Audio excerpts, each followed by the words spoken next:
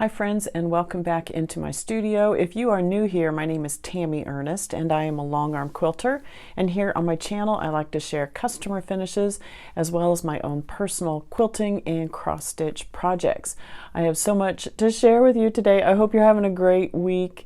We're expecting a little bit of snow, icy, wintry mix here, but it has been very mild for February, honestly. Actually, we had snow at the end of January, and that was on the ground for a good long time. And then when it all melted, it's all mud. I mean, we live on a gravel road. There's no gravel on it right now. It is just mud and it's nasty. But we're expecting a wintry mix. Not sure I like that either. I'd prefer rain or snow, but not the in-between. It's not always fun.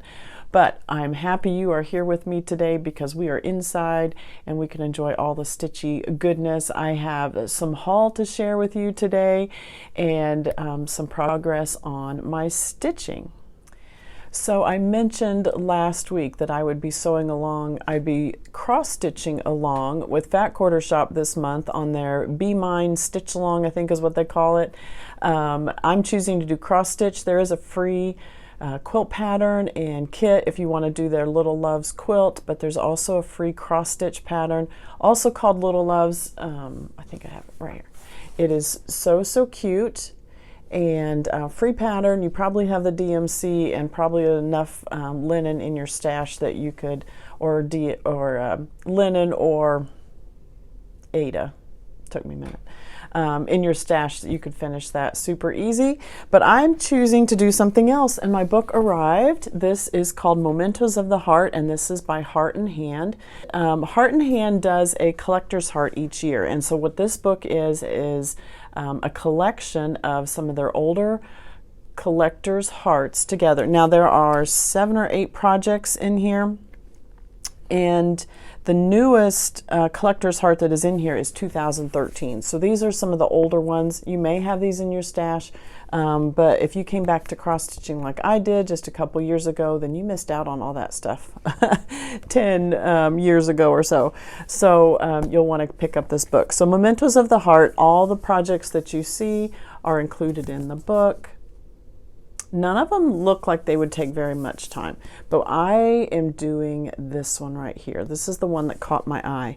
I have changed my thread colors just because I was wanting to get started and I did not order the called for threads. And actually, I wanted a little bit different colors.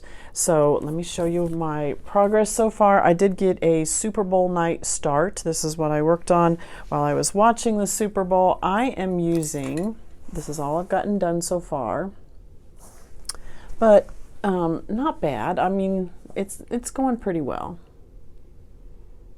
So I don't think it'll take me a lot, you know, too many more days to finish. I do need to be working on some tack stuff here the next couple nights, and then I got a couple bindings to do. So this may have to take a back seat until those 2 things are done. But kind of like stitching, I don't know about you, but stitching kind of calms me in the evening. And so what I may do is work on my taxes for a little bit, and then right before I go to bed, you know, do a thread or 2 of this, and then work on some bindings the next night, and then do a stitch or 2 of this, or a thread or 2 of this. So my linen this is from Cedar River Linens, and if you've never used her linens, they are really nice. This one is at 36 count, and the color is called Scrimshaw. So an ivory type of color is what I would describe it as. I feel like with my threads that it's almost taking on a little bit of a pinky hue in the linen, but it's really not. It's more of an ivory color. So let me show you the colors that I picked. So there are 3 threads in this project, and so if you want to say a dark, medium, and a light, I'm not really a pink person, so I kind of went with darker colors. So what I did is I switched the darkest one. Let me just look at these and then I'll hold them up there. The darkest one I picked is Merlot, M-E-R-L-O-W. That's a Weeks Dye Works. And then my medium one, but it's on the dark side. So these two are fairly close, but this would be my medium, and that is Cayenne. And then the lightest one that I chose is a Classic Colorworks, and that's Used Brick. So a very muted color palette. And then you can see those on here. So my medium and my dark, they're both in this one right here. And so they're very close, and I can tell the difference, but they're going to be very close. Another thing that I'm going to do is I'm going to change these words. Instead of kindness, I'm going to put in true love right there. I just like that with the hearts. I wanted to put in that. So I'm going to change those to true love, and then it'll be so cute. I would like to finish it on the top of a box or something like that. I've never done that before, so that's going to be a little bit of a stretch. I hope I don't mess up my stitching by doing that. I hope I can do it nice enough that it looks nice, but I'll work on that when I get that finished. So I think the Valentine bug has hit me. Valentine's Day has always been a very big deal in our family. My husband has done a wonderful job of honoring us girls on Valentine's Day, and he has taught our boys the same thing. And so every Valentine's Day, as far back as I can remember, he has always made dinner and included the boys with that. So sometimes it's a heart pizza, sometimes it's one time they did a lasagna in a bundt pan. It was really cool. There's always some, Valentine's Day dessert, but they do it all. They send us girls. Sometimes we've dressed up pretty fancy. Sometimes they've had roses ready for us when we come down the stairs. If Valentine's Day falls on a night when there's something going on in the evening, then we've had a Valentine breakfast. And to this day, everyone talks about the Valentine bacon roses that my husband did one year. I mean, the girls and I came downstairs for breakfast and walked right past it because we thought they were roses. We thought they were actual roses in the middle of the table.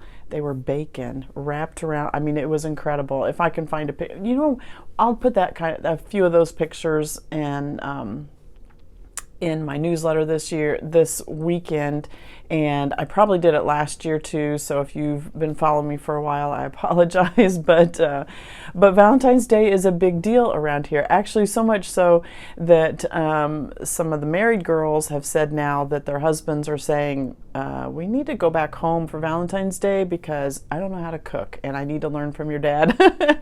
So Valentine's Day is a big deal around here, and this year it's just going to be Stephen and my husband and I, but they're already planning a Valentine's night dinner, and then we're going to get the whole family together in a week or so and do, our plan is to do like a newlywed game, since we've got so many newlyweds or recently married, and I think that's going to be a lot of fun. I'll share information about that in a couple weeks. But so Valentine's Day, so the bugs kind of hit me, and I wanted to start on some cross-stitch projects for Valentine's Day because I don't have any.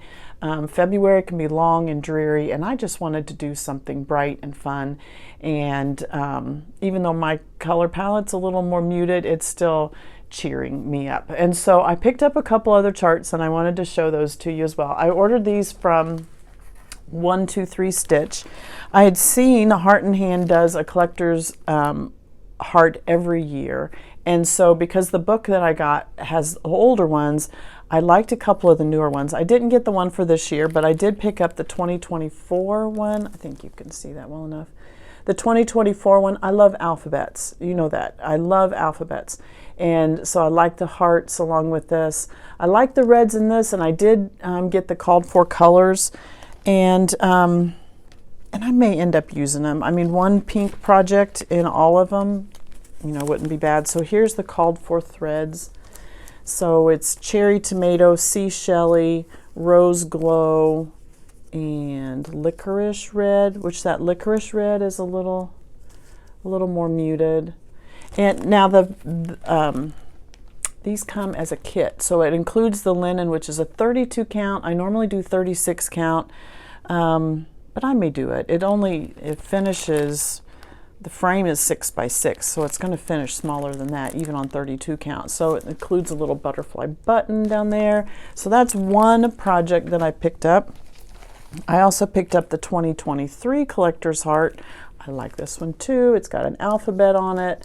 I like the heart tree right there. Now this has 2023 on there. I don't think I'll put a date on there because I'm not doing it in the year that these came out. Now this one comes as a kit as well and includes the 32 count linen again, a small little, I love this button. Hopefully you can see that, this little quilt block. I like that. And they include some thread. This is Cottage Garden threads. I've never used Cottage Garden threads. But I love the color. I love the darker red, and I love the packaging. This will make a great bookmark once I pull the threads out of there. So I picked up that one as well. Now none of these would take very long to do, but I'm not going to get them done in February. But anyway, and then the last one I got, this was not a kit, but this was just the pattern. This is the Redbird Sampler, and I thought this went perfect with Valentine's Day too.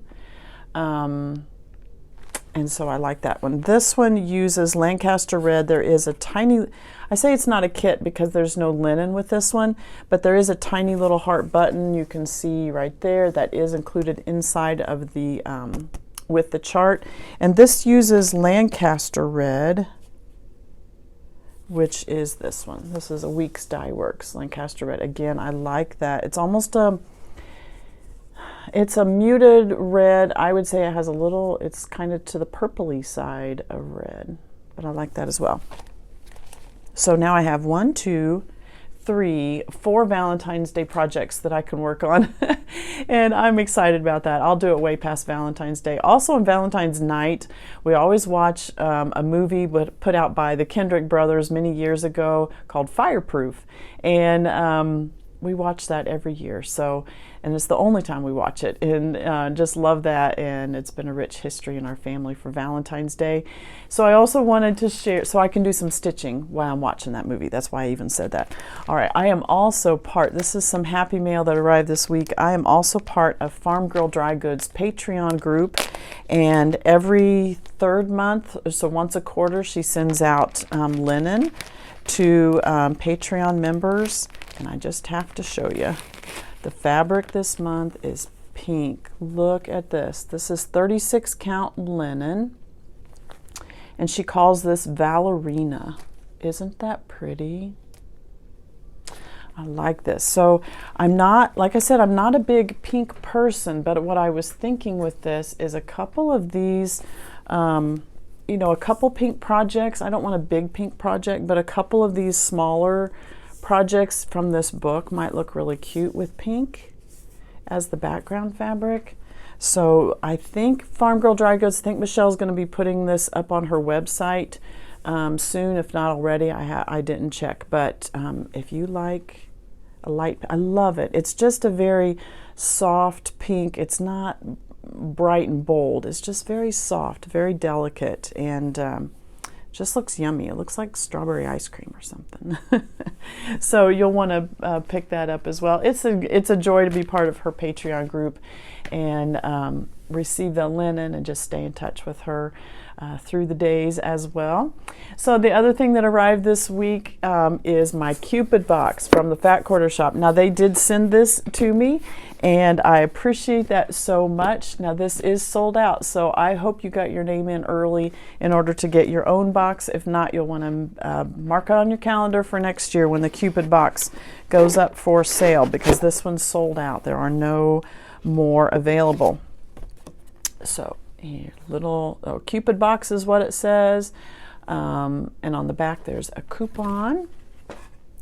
And so let me share with you the contents of this. All right, so the fabric, you know, the So sampler box, and this is set up very much like that. You're always going to get a pre-cut, and this is so pretty. Let me just open this up.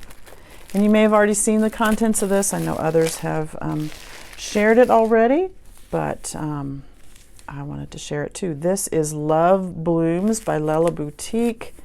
Love this fabric. I really don't want to open it all because I like this to sit on my shelf just like this until I use it. So we'll flip through this way. So there's red florals, red hearts, smaller floral, polka dots, some arrows, I like that, and then checkered, checks, squares. Love, I like the type. And then we do that in the whites, the polka dots. Ooh, I like the white with the red polka dots. Ooh, I like that one too. And then the white florals, the arrows, and then we do the same thing in the light pinks, it's the same designs done in the light pinks, and then we go to the darker pinks. Really cute, nice. These are 10-inch squares, so let me read it to you. So this is a junior layer cake. It feels nice and thick, like there are quite a bit in there. So 4 colorways, and if there's 10 in each one, so that would be 40. I'm assuming there's 10. 1, 2, 3, 4, 5, 6, 7. 7 of each one times 4, that'd be 28. It's a junior layer cake. All right, so love those colors, and I love the fabric. Very, very pretty. Let me show you the pattern they sent to go along with that. This is cute too. Flowers and chocolates. Oh my goodness, look at that. It's got hearts and flowers and little presents. This finishes at 40 by 48. You just need some background fabric and some binding. You've got everything you need right there in the layer cake. So cute. And I have white.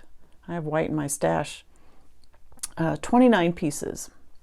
If I would just read the back of the pattern, it says 29 pieces. In the junior layer cake, just a little bit of white background and then a binding. Oh, so cute. Really, really cute. They usually sell a finishing kit for this as well. So if you wanted to purchase the binding and the background fabric, last time I checked, it wasn't in stock yet, but I'll link it down below. So if you've got a Cupid box and you're wanting to get the finishing kit for that, this would be so cute to display at Valentine's Day. So cute. I like the colors. I like the colors of that. All right, next up in the box. Oh, wow. All right, look at this. It's a pink magnetic pin cushion. Pin caddy. There's no cushion about it. It's a metal tray for your pins. It's magnetic on the back. How cool. I've never had a magnetic one. In all my years of quilting, I've never had a magnetic one. Now, if you're a cross stitcher, you could use this for cross stitch as well. Keep it beside you and have your needles in there, especially if you're changing colors. So like the mementos of the heart, if I had 3 needles with each of the colors of thread on there, and then I could set them here so that I'm not losing them in the couch, or next to my sewing machine, I could use that as well. So cute, like that. All right, next thing in here is an enamel needle minder. Oh my goodness, this is going to go great. Oh, so cute. Look at that. So another way, so cross stitchers could use this one. So I could put this one next to my sewing machine, put this one on my project board. It's a needle minder, so it's magnetic, so my needles would stick right to that, and I could put my 3 needles right there.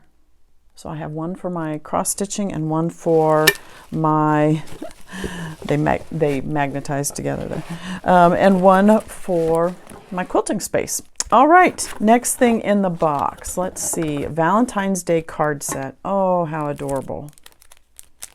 Oh, let me open this up so you can see this. These are cute.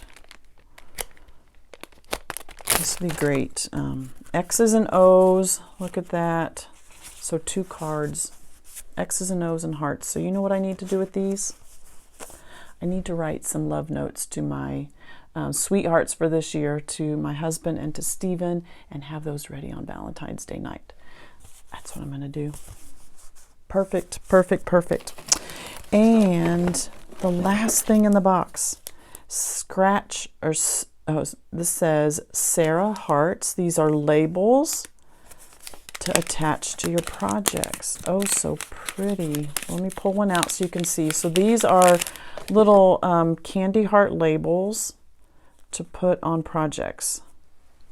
So I could do this if I made a project bag, or if I'm making some little gift for someone, a little heart quilt. It doesn't even have to be a heart quilt. I mean, it could be, you know, a baby quilt or something, and you could just tuck these in into the binding there. So cute.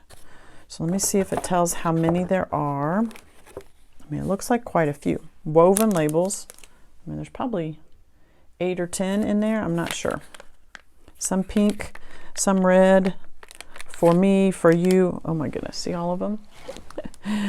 Handmade is what the white ones say. The pink ones say for you. The red ones, there's some darker pink ones that say for me, and then there's red ones that say with love. So cute. I love those as well. What a great box. What a great box. And so fun for Valentine's Day. Just a lot of fun. Love the colors, very festive, very cute. So next year, don't miss out. You're going to want to put your name in early to get the Cupid box. I'm so thankful for Fat Quarter Shop for sending this to me so that I can share it with you. And what a fun projects to work on. So, all right, with that, let's move on to some customer quilts.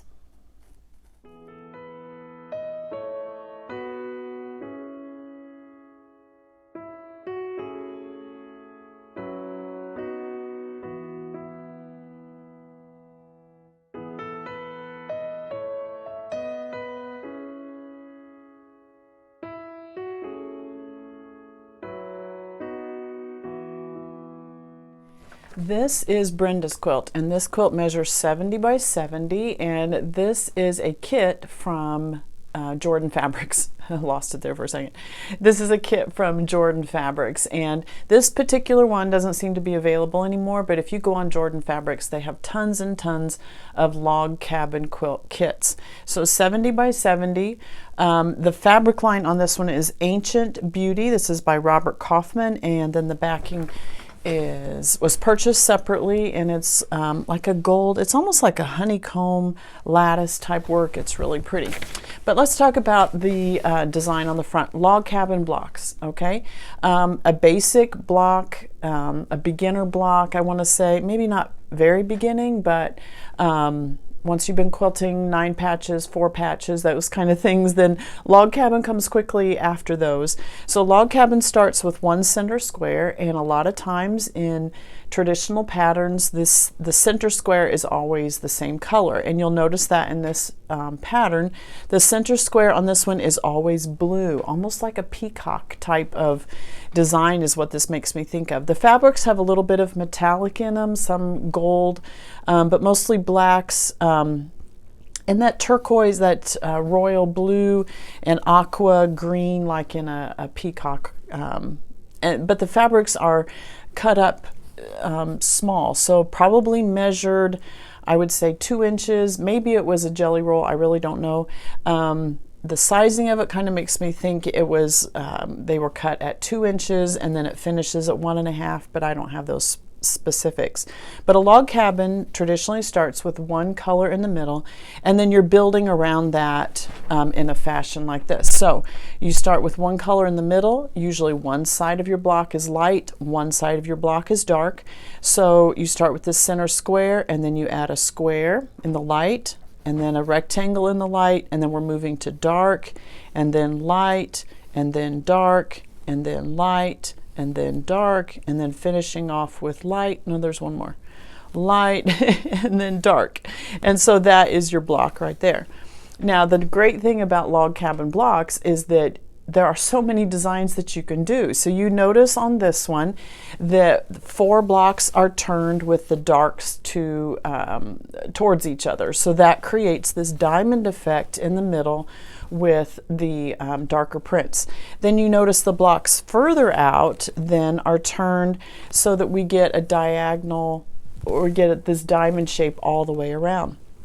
And that is just done, every block is the same in this quilt. That is just done by turning the blocks. So here we have this block here where the light is over here and the dark is over here. Down here, so we're almost, you're doing a black with it up, not top right, a black with it in the bottom left, a block down, you know, the next row, the black is the top right, and then the block next to that, the black is in the bottom left. And so this needs to be laid out to make sure you're getting the right design that you're wanting. But then by doing that, we're creating these concentric diamonds going out. And so you can see the black diamond, or you can see the white diamond, and then in the corners we're just finishing up with the black facing out here.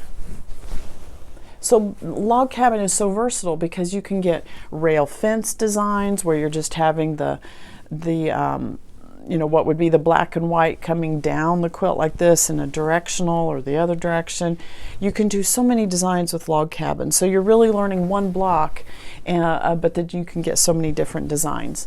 And then Brenda did the turquoise, aqua turquoise, aqua, I don't know what color you want to say that, skinny border, and then the black is the larger border. You can kind of see the metallics, the golds in there. So pretty, love it. And then the backing fabric, like I mentioned and showed just a few seconds ago, this is purchased separately from the kit, and this is like a gold. You can see the honeycomb or the lattice. I guess it's more like a lattice type, almost a batik. Not quite, but very pretty. For the pantograph, Brenda asked that we do Becker's crop circles. Nice addition to the very straight geometric parts of the log cabin. So Becker's crop circles, 2 circles stacked on top of each other. Let me see if I can get this in close enough that you can see. So almost in an S shape, and so nice chunky circles. No, I mean, there's a small little point here, but it doesn't come to a real tight point. It points and then it swirls back out. So you have your S-type shape here. Then it does just a little bit higher than that, a little bit lower than that. So the rows do nest into each other really nicely. Didn't make this super tight. It really scaled it to the size of the block. So you can see the log cabin block here, and then my Becker's crop circles. There are 2 circles in this space about right here. So you get nice coverage on there without making it so dense that it's just overpowering the quilt. Your fabrics on this one are very busy, very noticeable. So really the quilting is just secondary on this one. You're really not going to see the quilting till you get in a lot closer. So don't want to just make it so tight that it's just overpowering this design. It really is a secondary design. Now the thread color on this one, I chose, this is Omni 3007. I don't have a name on this one, but 3007, let me compare that to the cream. Cream is 3004. So you can see the color that I chose, just a shade darker than the cream. But I felt with the fabrics on this one, this white, it's not really a white, it's more of a taupey cream color, and I just felt that this 3007 blended really nicely with that one, was not going to be too bright on the blacks. And here is the cream laid out next to it. And you can just see it's a little whiter. I don't know if you can see that on camera, but up close it's just a little whiter. And it is a cream, but when it reads on those darker muted colored fabrics, it's going to read more of a white. And it would have been much, much brighter on the black prints. And I really felt like this darker one, the 3007, almost took on some of the same, not the metallic, but the gold type of color. Or a muted gold, if I want to say that. I mean, it kind of blends better. It does. It blends much better with the gold prints that are on top of these black fabrics. So that's why I chose this one, 3007. I have mentioned before that if you only have a couple of colors of thread, I would go with the off-white, not the off-white, it's called natural white, or this in the Omni brand. I would do the natural white, I would do a cream, and then I would probably do a light gray. and you can get, 90% of your quilts in those 3 colors. If you're wanting to branch out a little bit more, get a few more shades, I think 3007 is a nice one. 3068, which is a beige, I like that one for just a little bit darker even than this. You could branch out and then to like a medium gray. I don't use dark gray that often, occasionally, but I do carry it, but it's not one that I use a whole lot. But a medium gray I do dip into a little bit more. So those would be some shades that I would add after you have your basics down and if you're wanting to invest in some more. I do keep several cones of each color on hand. And when I start getting low on something, I mean, this is really low for a cream. This would not get done very big of a quilt at all, but I always have several others, especially in the cream, especially in my 3, the natural white, the cream, and the light gray. I always have 3 or 4 cones of those. The others I may only have 1 or 2 because I don't use those as often, but I'm always keeping. This one, I would be watching this really close. I would not even put this on a larger quilt. I might use it on a baby quilt because tendency is I would not be watching and it would run out in the middle of a pass. Not that it's a big deal, it's real. Now, back up even farther. When I am adding a new cone to my machine, I do not unthread my machine. I will set this cone on whatever the new thread is that I'm using. I will set it up there. I have 2 spool holders on the top of my machine. I don't know if at least handy quilters are that way. I have 2 spool holders. So the one that's been on there, so let's say this color has been on the machine is what I was using prior, and now I'm switching to this one. I will move this one to the back cone, this one to the front cone, and this one then would still be attached, would still be threaded through the machine. All right, and I would clip it down close to this thread, and then the thread that's coming off of the machine, it's no longer attached to the cone. I would then tie that to the end of this one, and I would not pull it, I would unthread it from my needle, but the rest of my machine is still threaded, and I would then just pull that through until I get to that knot. Make sure your knot's not too big because going through those tension discs, sometimes it can get caught. You don't want to knock your tension out. So if your needle or if your knot is too large, you might just bypass that tension disc. But I still keep everything else threaded. There's no reason to rethread my machine. Can I? Yes. Most handy quilters, at least, maybe others have. On your digital tablet, they will show you the directions for threading your machine. Your instruction booklet will have directions on threading your machine, but it's one of those steps I don't need to do if I can just attach the next spool onto the thread that is still threaded and just pull it through and then thread the needle. Make sure your tension is pulled up through those tension discs, but you don't have to rethread your machine each time you're changing thread. Just clip your thread up close to the spool and attach it to the next one and pull it through and make sure your tension is good, and then you just saved yourself 5 minutes not having to rethread your machine.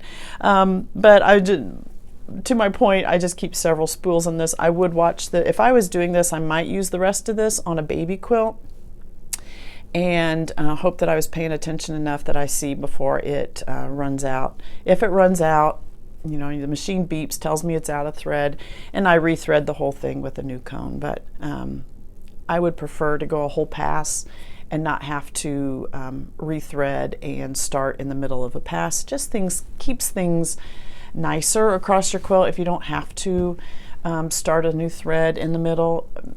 Thread breakage happens, bobbins run out. I usually try to catch a bobbin before. When I move the machine to start a new pass, I'll check the bobbin, and sometimes I play chicken. I think there's enough on this bobbin to make it a whole pass. Sometimes I'm right, sometimes I'm wrong. But just for time wise and just cleanliness, if I don't have to start a new thread in the middle of a pass, I don't have to match up any spots and tie off threads or make sure it's matching those lines perfectly. All those things I can do, but if I don't have to, I won't. I will try to catch the bobbin before starting the pass or catch a spool of thread before it runs out.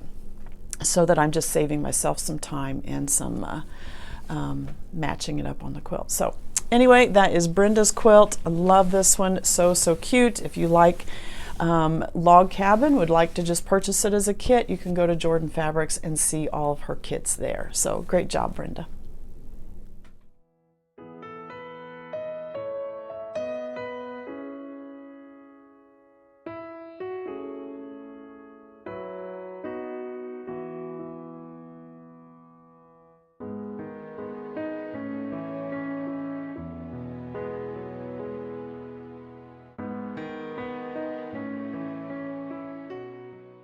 This is Angela's quilt. This measures 100 by 100. This is a really nice quilt.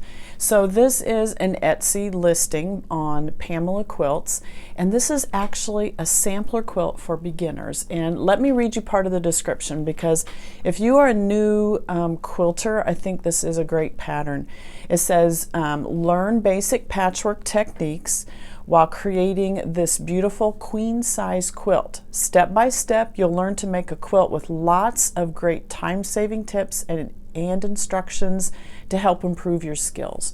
Learn basic piecing, how to use templates, strip piecing, foundation piecing, and both hand and machine applique. Most lessons feature 2 different methods for making the units needed, so this is great for beginning quilters. A glossary is included explaining terms that may be confusing to new quilters. This quilt pattern has been thoroughly tested, and you can see some of the samples on her Etsy listing, lots of different colorways. I love how each one is so unique, yet with the same pattern, and absolutely, and I'll talk about Angela's in just a minute. This is an improvement from most sampler quilts that just look like a random assortment of blocks. Meaning Pamela, I took care to design this so that it has a beautiful overall design that will be a delight to use on your bed or give as a special gift. And then she goes through the fabric requirements on this one.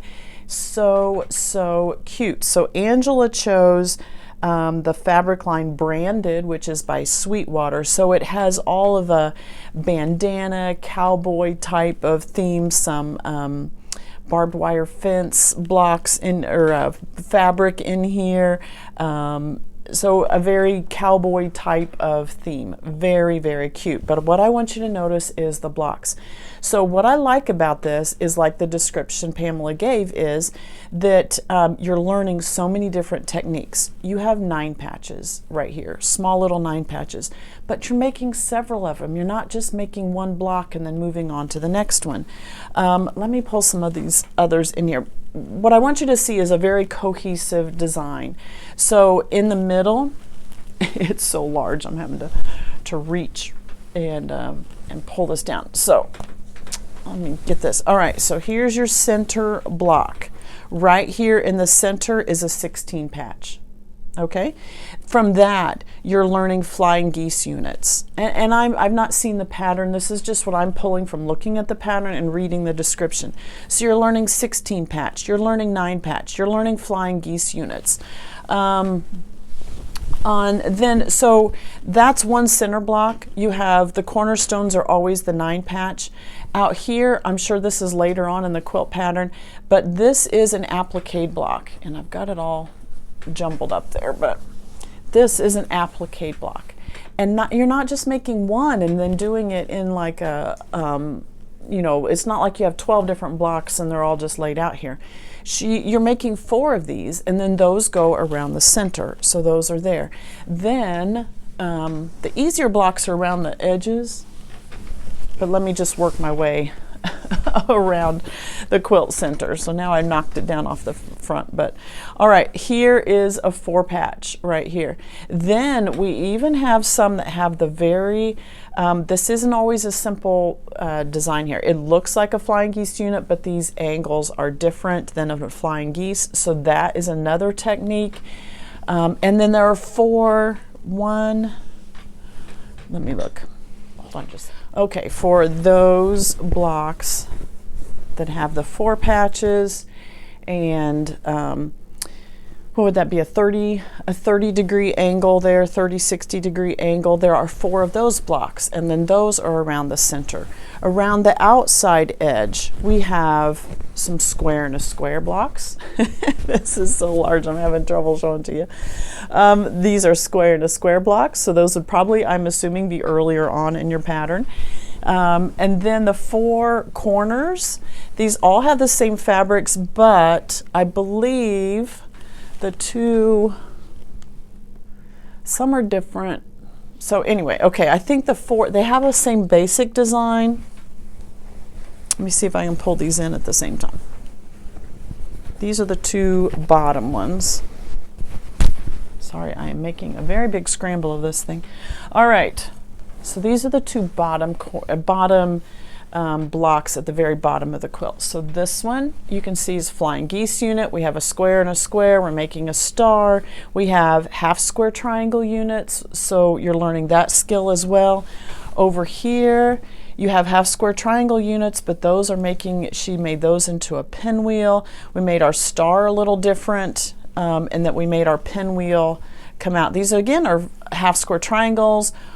These are made as half square triangles. You can make these as flying geese units, but they would be, the fabrics would be different on either side. So do you see how it's the same looking block? So it's very cohesive in the quilt, but it's a different, using the same fabrics, but it's a different block, so you're learning different skills. At the very top then, in this corner, again, the same fabrics. Let me see if I can get this one in here. The same fabrics, but a much easier block. 1 center square, and we're doing flying geese units instead of half square triangle units. And then the other one, let me just see if I can pull this one in. Then this is the square on the other corner. Very similar, but notice this. Let me just pull this up.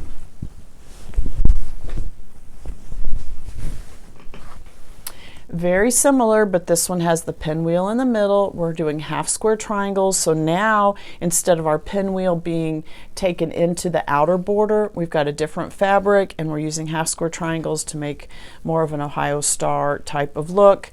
Easy corner triangles or half square triangles.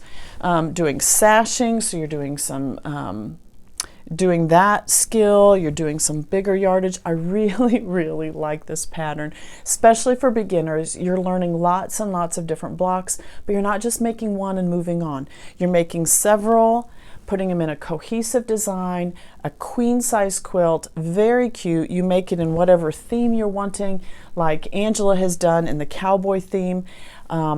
Just perfect. Let me flip this over so you can see the backing fabric. All right, Angela has kept the cowboy theme with her backing fabric. It's a rodeo fabric, a cowboy lassoing on top of his horse. Really cute. I love the colors in this one. Pulls in some of the blues, a little bit of the reds from the front. She's done a nice job in choosing that. For the pantograph, she asked for tooled leather, and so a little bit of a spiral. And where can I pull it? Maybe right here. Now, she asked for it not to be too small, which I wouldn't have, because this is such a large quilt, but you do want some good coverage. On this one, it can't be too much larger because it's not going to fit in your throat space. The way that this pantograph, it's about, it's a very large pantograph, even with the scale that I gave it, trying to find the bottom, maybe here, up to here. And so that was as large as I could make it and do one pass within my throat space. This one, this pantograph is more of a block design, so there's not a lot of nesting between the rows, just a tad bit, but it's a really nice design. I mean, sometimes with block pantographs like that, even though you can connect them and it can be an overall design, sometimes it's very noticeable where the lines are. This one does a nice job of having just a little bit of, you know, going up into the other one, but not too much. But again, I could not make this much larger because it's not going to fit in my 20-inch throat space that I have. So here is about right here. That's as large as I could make it. But it has some spirals, tooled leather, so it's kind of like a leather design that you would see on a belt or a purse or something like that. It's just a nice design. It's a little bit different than anything else that I've had because it's not really floral. It's not really leaves. It's more just kind of an outline, a little bit of a leaf, a little bit of a swirl. You can kind of see on this white one, almost type of, it's not a heart shape, but it's got that kind of a look. But just kind of something that you would see on a leather purse or a leather belt or something like that, leather vest or something that they would stamp onto the leather. So for this one I did use 3004, which is the cream color. I did have some white fabrics. These are more white, and so but with the other taupier colors, I didn't want to go too dark. I didn't want to go white. So cream was a kind of a good in between for the two of them. So I have some whites where the cream's going to show a little creamier, but I have some taupes where the cream's going to show a little lighter. You can kind of see here it's going to show a little lighter. On here it's going to show a little darker. But overall I think it's a really nice color for this. Nice big wide borders on this with the outside fabric there. She's got, here's some of that barbed wire fence fabric. Those are also in the smaller 9 patches, but then the big cornerstone and then the nice big border around the outside edge. So really enjoyed this. I think this is a great sampler quilt. In reading the description, I think it would be great for beginners because so many different things you're learning. Foundation paper, it said. You're learning some applique, both hand and machine. There are several there are instructions for doing the block several different ways. I think is a great feature to have in a pattern. So if you're a new beginning quilter, don't want to just make an all-over sampler quilt, but want to do something a little more cohesive while learning, this is going to take some time because it's a very large quilt and you're doing a lot. Not a lot, but you're doing several of similar blocks, I think, but that's going to be good practice and learning the block over and over. I think you would really enjoy this. I think Angela did a great job, and I can't wait for her to get it back.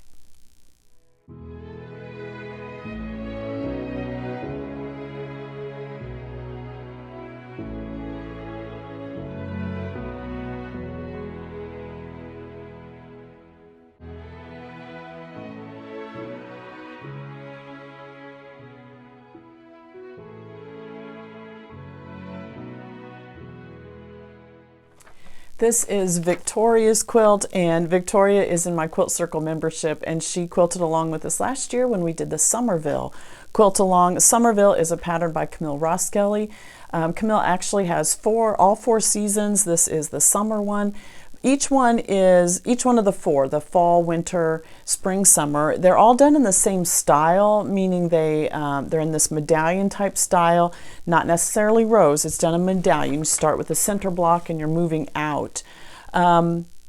I believe they all have houses, but I think the houses are different in each one. The outside border is different depending on the season as well. So we chose the Summerville one last year when we were doing this as a quilt along in Quilt Circle. So you can see the large inner star and then that is repeated on the four corners with the same, but just in the same star, but in a smaller colorway. Not colorway, same fabrics done in a smaller scale. So this is the same block that I just did a couple weeks ago in the Quilt Bee sampler quilt along, also by Camille Roskelley, but the exact same thing. So she's used this same star in a different pattern. So that is the center block. Outside of that, you have the 9 patches that are then done set square in a square. This was probably the most difficult part of the whole quilt. And I know that sounds silly, but getting the sizing of these, you really had, when you did this 9 patch, then you really had to trim down that 9 patch to the exact size that Camille Roskelley said before adding these, the square in a square or the corners onto these and then trimming down your block again. On some of mine, I did not do a great job of trimming. I think about half of them I forgot to trim prior to putting this on, and then I had to trim this even more. Victoria has done a really nice job on this. You can see how well her points are. Oh my goodness, Victoria, you did a great job on this one. Did I mention that this is called Rendezvous by Three Sisters? I love this fabric line. So classy. I mean, just wow, rich, classy, dainty, floral. I just think it is so, I love the colors of it, the blues and the rust and the little bit of a sage green, the mauves. I just think it's so pretty. So you have these 9 patches that are then set square in a square. Those are around that center star. Then you have the houses. The houses were so much fun. Let me see if I can pull it in. So each one of the houses is different. This pattern is fat quarter friendly, so you can buy a fat quarter bundle, and I believe it's fat quarter, or was it fat eighth? I can't remember for sure, but one of the two. Maybe fat eighth. No, I think it was fat quarters. And then each one of the houses is different. You can see the windows and the doors. The chimneys, I believe that Victoria has done all the same, and a nice cohesive design. Love the houses. Just love the houses. So, so pretty. And then those houses, so they're all facing like the inner courtyard, which is really cute. And then those match up with the stars on the corner. And then here's the border around the edge. These are done with squares, 5-inch squares, and then you're adding easy corner triangles. Notice that the easy corner triangles are on 3 so that it matches up. I believe these are to look like flowers or something, you know, for summertime. So, and then the different patterns have different outer borders for that. The backing fabric, oh my goodness, look at this one. This is a vintage collage type of fabric. I've linked it down below, but love this. Oh my goodness, I love the gray and white in the background with the wording. It almost has like a Paris type of feel to it, but then the colored designs on top with the birds and the flowers. Oh my goodness, the botanical feel. I just really, really like them. And still part of that same line. The pantograph on this one, in asking Victoria, okay, Victoria, what kind of pattern would you like? I don't know what I like. But she told me what she didn't like, and that is just as helpful as telling me what you do like, because then we can narrow it down. So she said she didn't want something too overly floral, didn't want anything geometric. And she said something that kind of looks like feathers but isn't feathers. And so I sent her several designs, and we went with this citrine. C-I-T-R-I-N-E is how I would pronounce it, citrine. So it does have a little bit of a feather type of look, very open, very loopy, but not almost in a paisley type fashion. So it's not following a backbone per se to get a feather, just a little bit, and then echoes itself a little bit. Then we do have a real chunky spiral right here. Doesn't come to a point, it keeps it open, almost like, you know, the head of an inchworm or something. I hate that analogy, but that that describes it really well. Spins back out and then goes into that same kind of a feather type design, but not a long backbone to it. So really, really cute. I really like this pantograph. Thread color is cream. The background fabrics here that you're seeing a little creamier. They're not quite a white, and so a little creamier, I think, with the muted colors of here. Then the cream just went really nicely with it. I love this quilt. It measures 72 by 72, nice size quilt. I have all 4 of these patterns by Camille Ross Kelly. I want to make all 4 of them. I think they're so darling. What is so fun, if you've never been a part of a quilt along with a group of people where you're using your own fabrics, I think it is so fun to see the personalities of the different quilters come out in the fabrics that they choose, the placement that they do. And Victoria's, I love the feel of this. As I've grown to know Victoria over the last year and a half or so, this is just so her. It just fits her perfectly and her personality, and I just love how it turned out. She did such a great job, and it was such a joy to quilt it for her.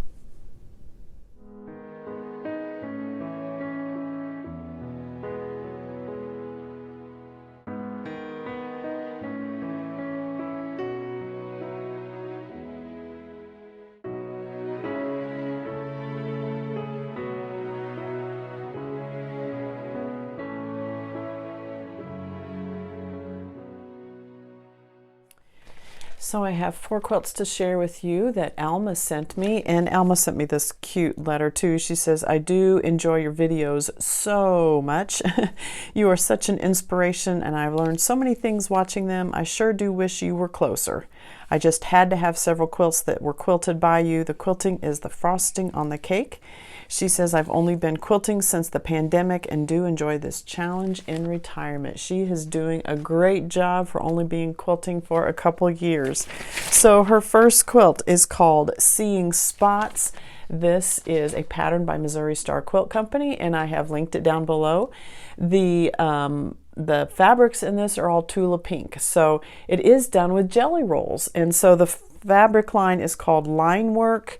That is the patterns that you are seeing there. The solids are also done by Tula Pink, and this is done with jelly rolls, so 2.5-inch strips. The quilt size measures 90 or 80 by 91, so a nice size quilt as well. So the pattern says that you need a roll of the print stripes, so a jelly roll of the print stripes. You need a roll of the solid stripes, and that does include. So not only will you make the hexagon blocks, but you'll also make the piece border that is here. You can see that. You do need, there's an outer border, inner border, what does it say? Background fabric, which includes the inner and middle borders. So here's the black that she's used for those 2 borders, and then this is the prints left over from the jelly rolls used in the center, and then that outer border as well, all Tula Pink fabrics. So bright colors, your pinks and your lime greens and your regular greens, your purples, your indigos, I mean all of that. Black and white, your black and white prints also have the colored prints included in them. Very nice, a lot of geometric designs. Notice the border fabric, it looks like these are lemurs is what I would say they are. Really nice. And then these spots of colors, so it pulls it all together from those fabrics in the middle. Her background fabric, she has some of this on the front too, so I'm not sure if this is part of that same line work, but it has animals, zebras and pandas, and just really nice. So the background, so you have this aqua grid underneath, and then you have all of the line drawings on top, or the what looks like pencil drawings, lots of words. It's just a really cool fabric. Now I did orient this so that you notice like the lemurs are upside down, but I did orient it in what I would say this is right side up, the zebras and the bears, but then you do have some, that looks like a skunk to me, the skunk and some lemurs that are the other direction, so it really could go either way, I guess. But a really nice design. So I'm not sure of the pattern. Let me look real quick at the pattern, see if it gives me a clue as to how this is put together. All right, the pattern says that it's a stripped piece together, and you're using Missouri Star 60-degree ruler. So great skill builder, great use of jelly rolls, a nice size quilt for using jelly rolls. Really like it. So for the pantograph on this one, I went with iCat. Now you can see iCat kind of like a peacock type of eyelet here. I like this dimension on top of the hexagons, and just with the feel of the fabrics and kind of safari, kind of I don't know, psychedelic or something like that. And so I think the iCat, not the same design because we've got hexagons. I really didn't like the look of hexagons on top of the hexagons, but I like this iCat design. So iCat echoes itself several times. So it has like the, not quite a diamond, almost like a pointed, an elongated oval that has points at either end, so kind of an eye shape, if you want to say that, but on point, set straight vertical. So an eye, and then it echoes itself like 4 times, does it in the row above it, so it's doing 1 down, 1 up, 1 down, 1 up, like that, and then the next row nest inside of it. There are other iCat designs that echo even more. I use the one that's called iCat 1. I know iCat 2 actually has a even more echoing, and there's some others in there as well, so you'll want to check those out. I did use light gray thread on this one, and a light gray thread on all of these fabrics, especially with your blacks and your whites, it reads as a neutral. So really blends in nicely with the bright colors. You really lose it entirely on top of those black and white fabrics. You really don't see it at all. This background print has a little bit, this is more of an aqua grid, and then with the black, these are almost like pencil type drawings is what the feel of it, so a little grayer. So the gray blends in really nicely with those, adds nice dimension to that background fabric as well. And Alma, you did an incredible job, only quilting a couple years. You're doing a great job. So love, love, love this quilt.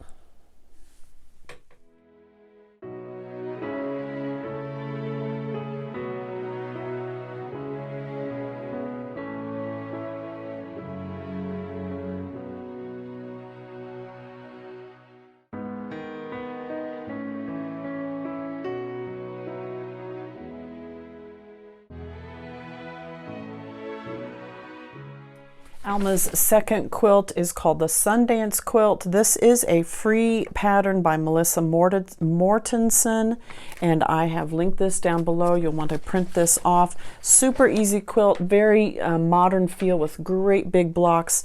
Goes together quickly. The fabrics on this one are all Confetti cottons by Riley Blake, and so you have putty as the white creamy one, charcoal as the gray one, and this one's called cranberry. So kind of a cranberry feel, kind of a reddish fuchsia type of color right there. So nice big design, nice big blocks. You've got a big square here, half square triangles, but they're really, really big. You see that? Half square triangles, that's all it's done, is using big squares and then half square triangles. There are a couple borders, but just on the top and the bottom. So you're getting the fuchsia stripe and then that charcoal stripe across the bottom. Both on the top and the bottom, so you can see that design there. The background fabric, or the backing fabric, let me look at this real quick. I believe this is called fluidity. I'm not sure how to pronounce that. This is in the dark gray. This is done by P&B Textiles. This is a wide back. You can see the design in that. I like that she's done some sort of a pattern on the back with the front being all solid colors. I really like that she's added a little bit more of a dimension into the backing with the same grayish colors going on there. So for the pantograph, this one is called UFO. I wanted to do something kind of modern on this one. Well, she did tell me that, let me look at her notes again. For her daughter and for her husband, parents of 3 boys, didn't want anything too fancy, more of a masculine feel. So I wanted to do something with more of a modern feel, a very modern quilt. So didn't want florals, didn't want feathers, didn't want anything like that. So this is called UFO, and this actually stitches out horizontal. So I did load the quilt the other direction. And I love this design. Let me switch this so you can kind of see how this stitches out. So the stitching on this, it's done in a wave pattern, and actually this is a Barbie Mills pattern. So the Quilting Mill on Etsy is where you can find this design. So it looks like it's done in waves, but the way Barbie has programmed this, it kind of does this top wave, comes back and does this middle, and then comes back and does the bottom wave, and then the same thing the next one, comes back to the points, and so that's how it's doing it. But you're just stitching this this UFO shape right here is what she calls it, kind of a clam shell kind of look. Not a clam shell in the traditional quilting clam shell, but kind of a clamshell in nature is what I'm thinking. That kind of a shape, but the line below it then is offset by half so that the clamshell on this one, or the UFO shape on this one, is coming up into the skinny part of the row above that. And what I like about this is then you get this secondary effect with that wave pattern in between the rows. I'm not stitching that part. That one is created with the bottom of this UFO shape and the top of the next line, then you're getting that wave in between. So this one looks a lot more complicated than it actually is. Super easy to stitch out, no problems with this at all. The only thing with this one is you've got to decide which way you want your quilt oriented. I wanted these waves running vertical on the quilt, so I did tip the quilt the other direction so that it's stitching out here and you're getting those waves then vertical on the quilt top. Did use a light gray thread on this one. You've got solid colors. I've got dark gray here, and I've got the putty color, which really reads as a white here. In order to get a good in-between color, I think the light gray is really works nicely. On the gray fabrics, it's going to look a little lighter, and on the white fabrics, it's going to look a little darker. But I like that combination much better than doing a dark thread that you're going to lose on the dark fabrics, but that's really going to show up on the white fabrics. So I think this was a great combination. A great medium point to do is that light gray thread. Really like this one. So like this quilt, I think it's a really nice quilt. Alma has sent very different genres of quilts in the 4 quilts that she sent, and I just think she has done a marvelous job, and I love how this one turned out. It's so pretty.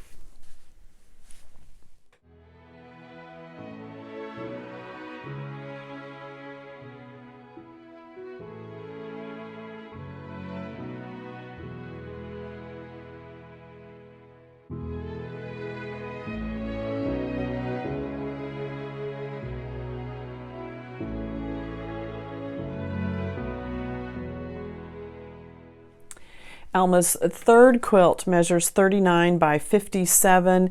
This is a pattern on Missouri Star Quilt Company called Attic Window. Yes, Attic Window. And so again, a pattern that looks much more complicated than it actually is. You're cutting up a panel, and those panels are your blocks in the centers of the windows. You're doing some sashing around those block prints, and then a little bit of half square triangle here on the corner to get that effect of the window and looking through. I think it's really cute. So this will work with whatever panel print you have. You can cut it up like this so it looks like you're looking through the window. Really neat on this one. So with this one, we had the sky up here. You have the evergreen trees in the middle. You do have water down at the bottom. This panel is actually called Lakefront. That is by Wilmington Prints.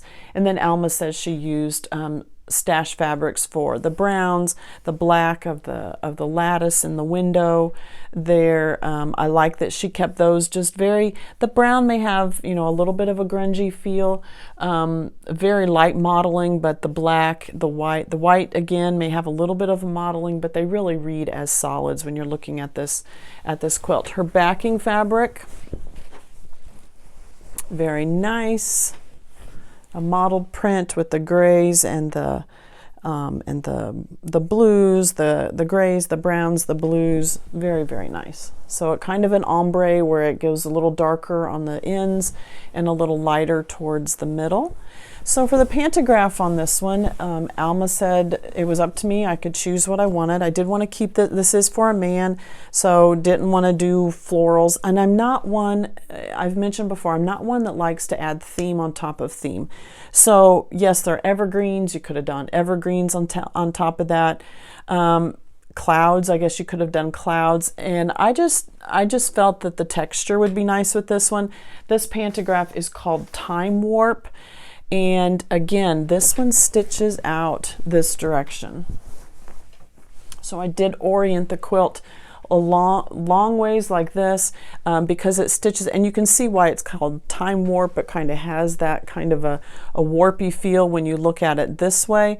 So here's your block, kind of an hourglass type shape, and it just does swerves back and forth, then does the next one up. That's so again, down, up, kind of that zigzag pattern, and then the row below it nest up inside there.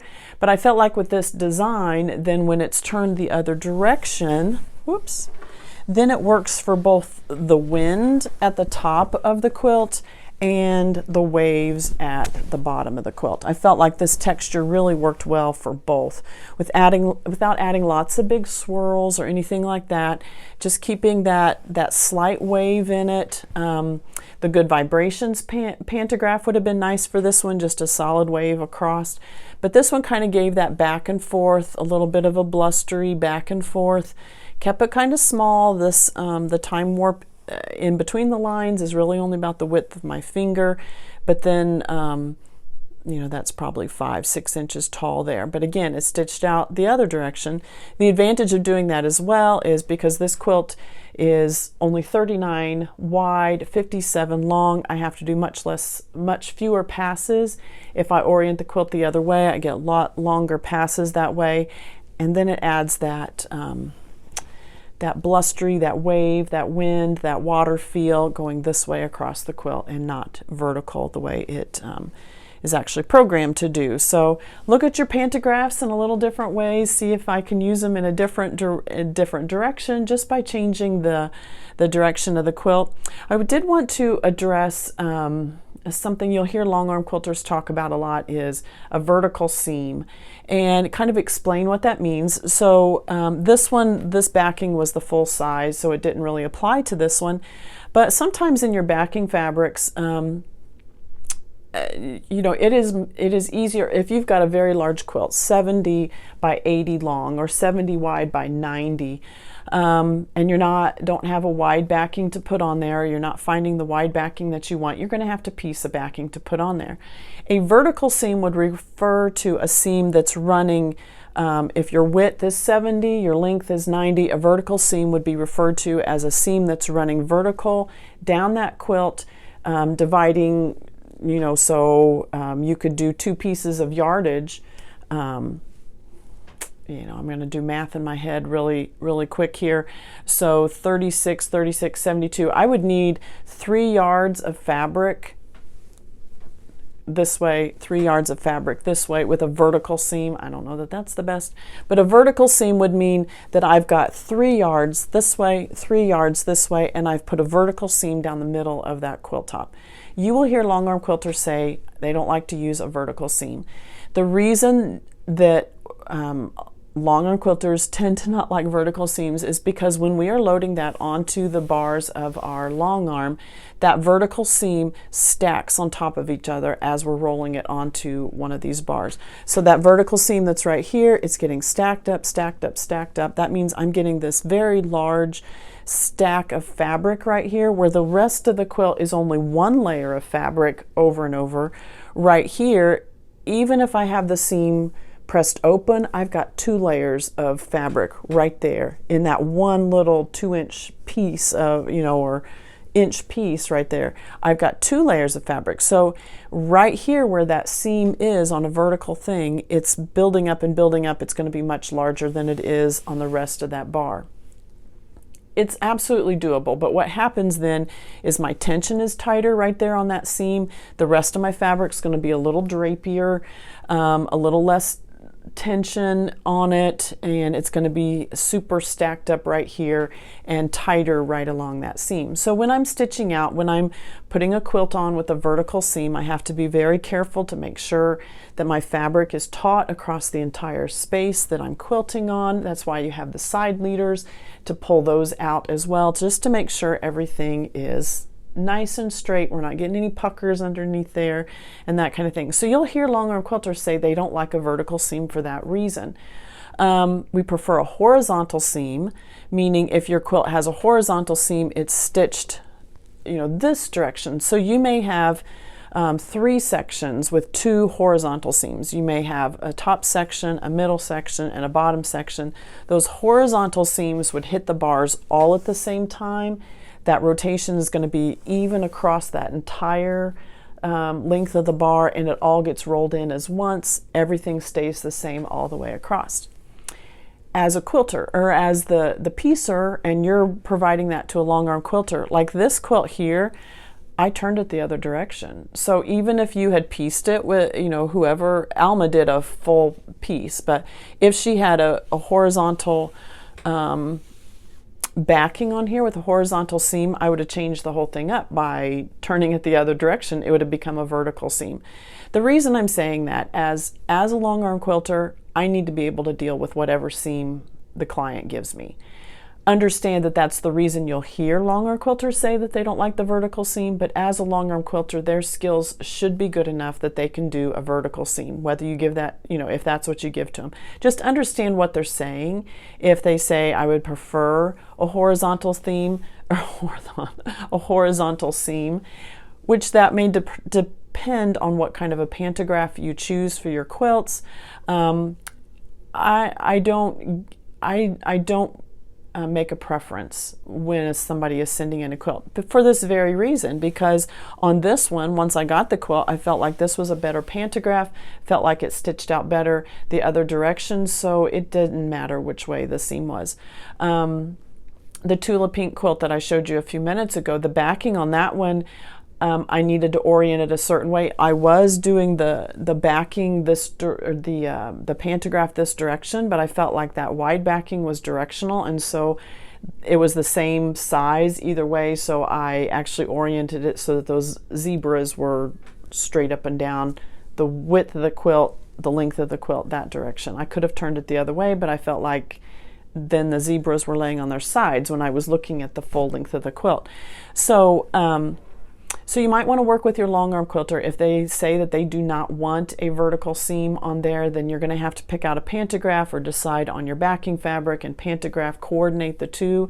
But I would say most long arm quilters should be able to deal with whatever seam that you give them. It's a skill that they'll need to learn, but I don't like to limit my clients and say you can only have a horizontal seam on your quilt backs, because sometimes it's not always the best economical for you to put 3 wide strips across the back rather than 2 long vertical strips. So just trying to explain that a little bit so that you kind of understand. If you hear somebody say they don't want to work with vertical seams, understand why. That's the reason why. I'm not going to be particular. Does it cause a little more work? Yes, but that's part of my job, and I'm willing to do that. So I just wanted to touch on that in how you're picking pantographs and understanding a backing on the quilt. So that's Alma's 3rd quilt, and we'll move on to the last one.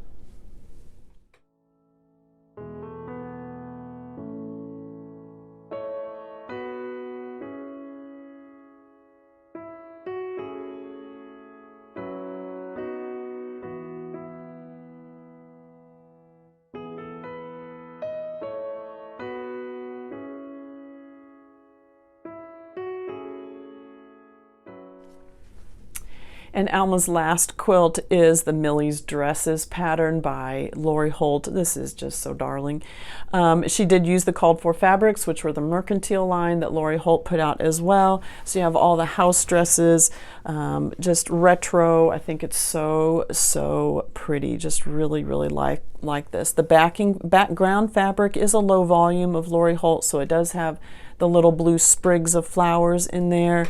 You have all of the dresses, I believe 16, 1, 2, 3, 4 rows, 4 in each row. So 16 dresses, each with their own little collar and little belt. Then you have a skinny aqua border, and then you have a pieced border around the edge using all those beautiful fabrics from Lori. So pretty. This is all a pieced block, no applique in this quilt at all. This backing fabric is one of Lori's wide backings that came with the mercantile line that she created with that. Very cute there. So again, this is all pieced, no applique in this quilt at all. Lori has great patterns. If you don't want to do any of her applique patterns, she has super cute quilts that are all pieced. So you can make some really beautiful designs with her fabrics and some of these patterns that she's done that are just adorable. So the dresses. For this pantograph, I chose, did I even write this down? I didn't. But this one was the Floral Felicity. I wanted to do something with a little bit of floral, a little bit of feather. I looked at some more traditional designs and just decided I wanted to go with something a little softer with this one. Alma gave me choice. She said I could do whatever I wanted. So maybe on the backing you can see it a little bit better. Floral Felicity has a 5-petaled flower here, 5-petaled flower here. In between the two, we have a couple leaves coming off of that flower, echoed a couple times. We have a paisley or a feathered type of design on the back of this big spiral, and then it goes into the other flower. So a couple small flowers, almost like you might see on a on a corsage on a dress or something like that, softens it up, or just goes along with the soft feel of the dresses with the big spiral and a little bit of a floral, a little bit of a hint towards traditional with that feather type, paisley type design there. For this one, I did use cream color thread, and I've failed to mention that on Alma's other quilts, but it's always linked down below. Whatever color thread I've used, I always link that information down below. Below the video, you can click on more, drops down a whole list. I list every pattern, all the fabrics, links if I have them, pantograph name, thread color, all of that information is down below. So if I fail to mention it when I'm talking about it, you can always find that down there. Omni Cream is the thread, blends really well with the front, really just blends in with those colors. White might have been a little bright. The cream just soaks right in. Very pretty design. Very pretty thread color. This has just a little bit of a pink tint to the back of it, so the cream blended really nicely. And just like the look of that pantograph on top of the Millie's dresses, I think it adds a nice look there. So really love this quilt. Alma did a super job. And I hope those customer quilts were an inspiration for you. I hope that you found at least one that you like and enjoy, and tell me down below what one was your favorite this week. And I hope that gave you lots of information about other things as well, especially if you're a long arm quilter. And if I can be of help of any way, feel free to send me an email. My email is listed down below in the description, as well as everything that I have talked about today will be linked in the description down below. So quilt patterns and fabric and all of that, it's all listed down below. So take advantage of that so you don't have to search for yourself. They are affiliate links, some of them, not all of them, but are affiliate links, which just means that I get a little bit of money back if you purchase through that link, but it does not cost you any more. So I hope you will join me next week, because every quilt is worth finishing. We'll see you then.